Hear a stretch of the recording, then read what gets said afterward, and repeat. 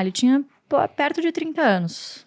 Mais ou menos a idade que eu tenho hoje, entre 28 e 29 anos. Tem gente ansiosa porque ainda não atingiu um patamar financeiro antes dos 30 e ele começou aos 30 a investir em ações.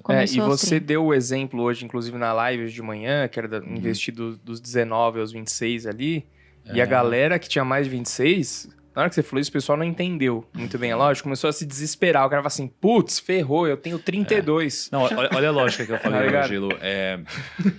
Você tem duas pessoas. Uma, ela começa a investir desde cedo. Ela começa a investir desde os 19 anos e investe até os 26 anos de idade. Ela investe R$2.000 por mês. Uma outra pessoa não investe nada nessa idade porque está só curtindo a vida. Aí essa pessoa que está só curtindo a vida, quando bate os 26 anos completos, ela fala assim, putz, eu preciso começar a guardar grana. E aí ela investe dos 26 anos até os 65 anos de idade, R$2.000 por mês. Aquela pessoa que começou a investir dos 19 aos 26... ela fala assim, putz, eu não vou mais investir. E não investe mais nada, nunca mais, até os 65 anos de idade. Com rendimento de 10% ao ano. Uma investiu dos 19 aos 26, 8 anos investindo. A outra dos 26 aos 65, 40 anos investindo.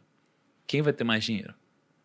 Você pensa, naturalmente, você pensa que é a pessoa que aportou aí por mais tempo. 40 anos. Sim. Né?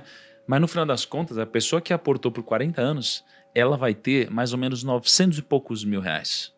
A pessoa que investiu durante 8 anos e depois não mexeu mais e deixou rendendo, essa pessoa vai ter mais de R$1 milhão. Então, é muito importante começar cedo. O tempo, né? O tempo. Então, assim, tem gente que está ouvindo o podcast agora e isso daqui mostra o seguinte, mostra que o Barsi é o número 1 do Brasil. Ele começou aos 30, cara.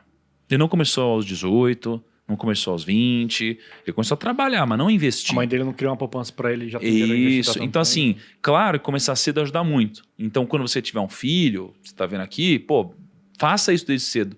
Mas se você tá no processo e você tem ali seus 30 anos, 35, 40 anos, cara, ainda dá tempo. O que você precisa é estudar, ter disciplina, ter conhecimento para você tomar boas decisões e depois manter essa capacidade de reinvestir que o Barsi fez e faz até hoje, né? Exatamente. Então, e dá pra ver que é aproveitar que possível. dos 30 aos 40 anos, geralmente é o momento que você está na vida adulta, você para com alguns supérfluos, né? Alguns, né? Alguns. Não generalizar. É bom não generalizar. Mas em que você tende a atingir ali o pico de carreira, né? Um pico de salário que você vai receber durante a vida Tem um adulta. ponto no livro que eu acho muito legal, e isso a gente ouve do Barsi com uma certa frequência, que é o fato de que ele não começou a investir para ficar rico. Ele fala isso algumas vezes no livro. Ele sempre pensou em não voltar a ser pobre. Isso diz muito, se você parar para pensar, porque quando você toma uma decisão pensando em ficar rico rápido, é uma decisão diferente da que você tomaria eventualmente buscando uma solidez, uma previsibilidade, uma perenidade nos seus investimentos. Então, desde cedo, isso a gente vê até os dias de hoje. Ele não está atrás daquela ação que vai dar a porrada. Ele não quer saber disso. Ele compra aquela ação que reúne alguns fatores, algumas características que se encaixam justamente nesse modus operandi dele, que é ter a segurança do principal e ter um rendimento através de dividendos ao longo do tempo. Ele não quer que esse fluxo se interrompa. Por quê?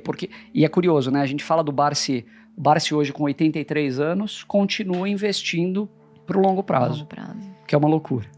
Por que vocês acham isso? Porque é uma coisa que eu vejo comum a algumas pessoas. Por exemplo, Warren Buffett está investindo por longo prazo.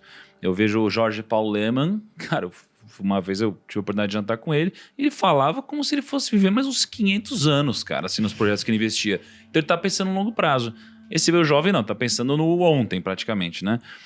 Como que uma pessoa mais velha consegue pensar no longo prazo e como vocês acham que isso daqui é determinante? Assim, o que vocês refletem sobre esse assunto? Eu acho que tem muito a ver com o legado também, porque a história não morre aqui, né? Não morre com ele levando o dinheiro pro caixão. Acho que esse o Barsi tem esse pensamento dos fatores. De legado? Tem, bastante. Mas eu não acho que seja só isso. É engraçado que você está falando isso, que eu tive um pensamento parecido, porque o Charlie Munger fez 99 anos, acho que semana passada, não foi? E falaram a mesma coisa, ele continua olhando para o longo prazo.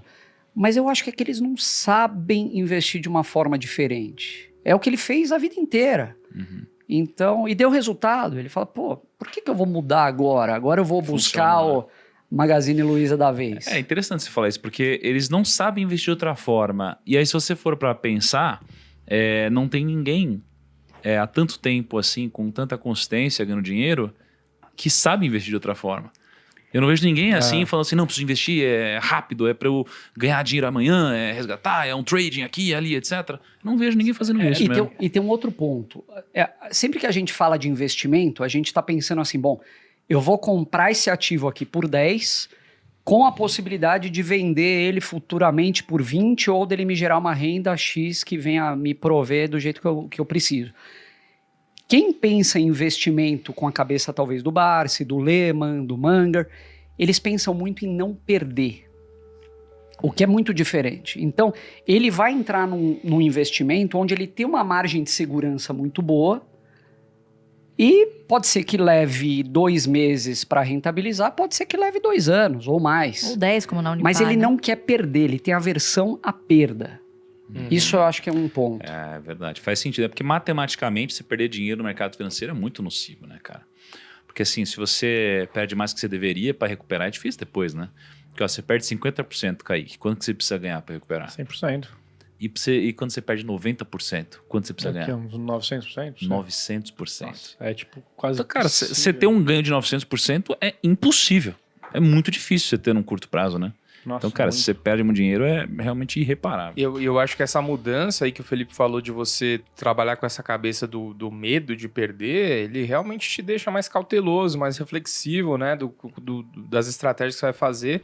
Porque essa coisa do dinheiro rápido, a gente até falou isso no programa passado, ele acaba te cegando, assim, né, cara? Ele acaba te cegando dos perigos reais do que existe ali, porque você fica tomado por essa ganância, por essa oportunidade, entre aspas, de resolver sua vida ali, né, em pouco tempo, né? Então, cara eu nunca tinha pensado dessa forma. Eu penso também que, pô, essa galera já teve tanta paciência e construiu tanto, eles devem pensar, tipo, mano, pra que eu vou fazer cagada agora, sabe? Tá dando certo, vamos mudar pra quê? Tá Verdade. tudo certinho.